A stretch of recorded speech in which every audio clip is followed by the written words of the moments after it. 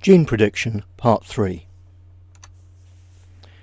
In this section we're going to look at the similarity or empirical methods of gene prediction. These methods can be used to improve gene prediction by adding information from the whole genome sequence of related species. So, for example, if you had annotated the mouse genome with intron-exon boundaries and so on, then you could use that to help you in annotating the human genome, or vice versa.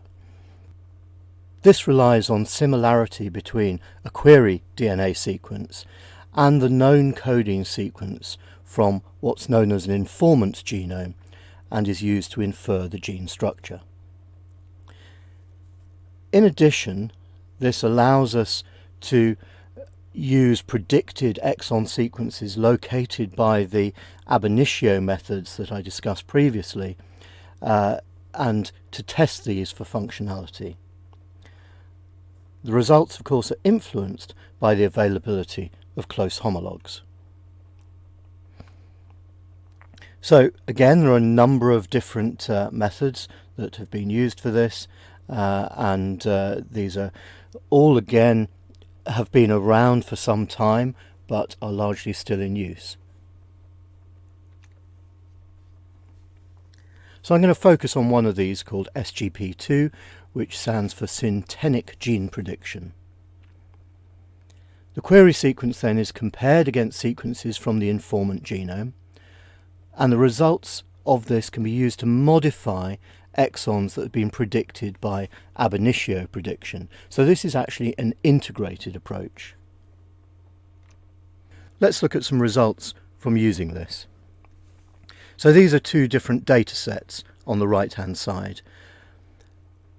If we use GenScan, one of the methods that I talked about in the last section, we can get an approximate correlation of 0.91 at the individual nucleotide level, and we can get a performance of 0.76 at the exon level.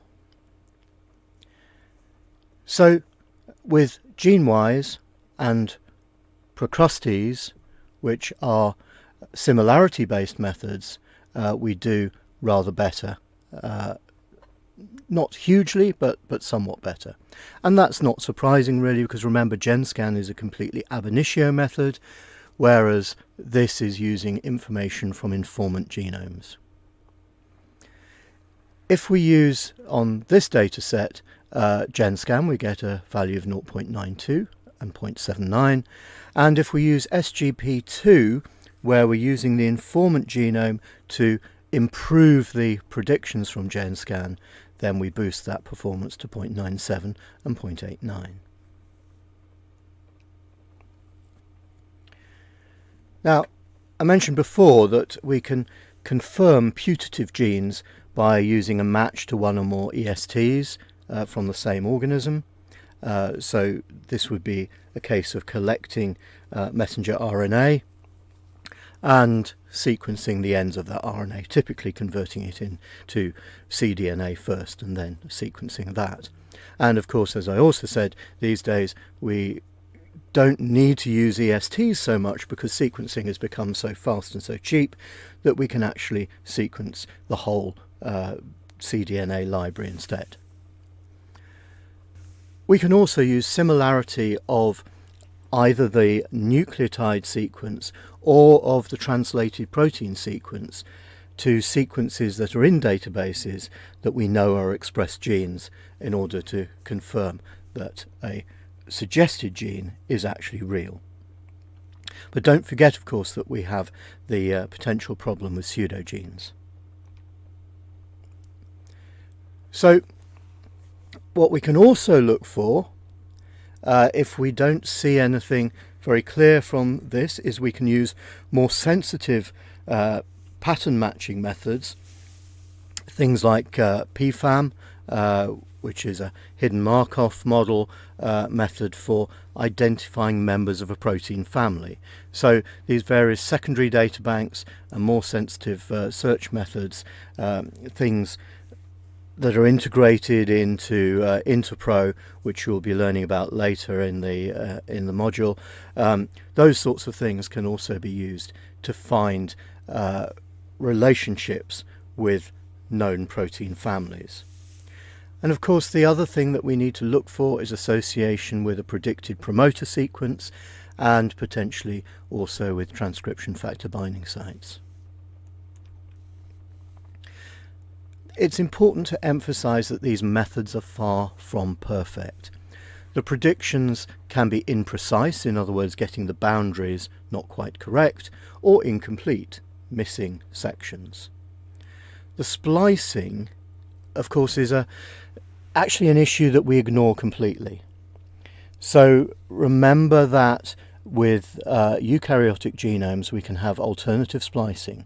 We have a series of exons, and we can skip certain exons, and depending on the tissue and the environment, different versions of the protein may be expressed. Now that's largely ignored by these prediction methods. They just predict this is an exon, so we need to know how those actually get spliced together.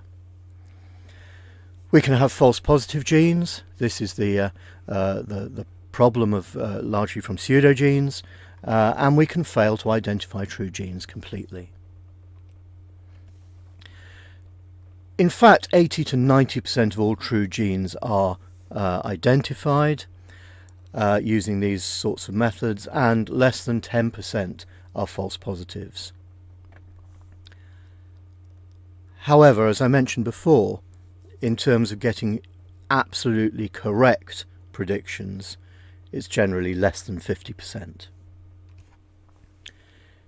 In terms of predicting a functional protein from this DNA data, there is no accounting for all the other things that may happen, such as post-translational modifications.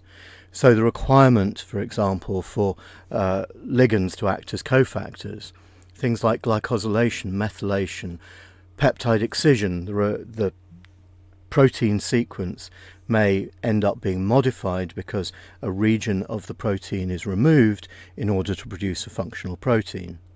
None of those things is accounted for just in predicting a protein sequence from the DNA information.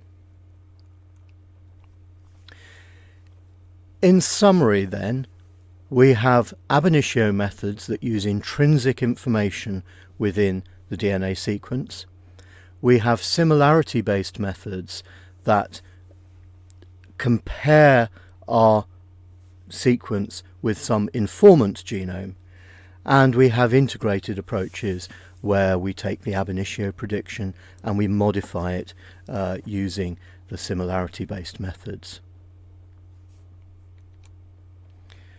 So there are quite a few papers that I've referred to throughout this lecture, and here are the references for those papers.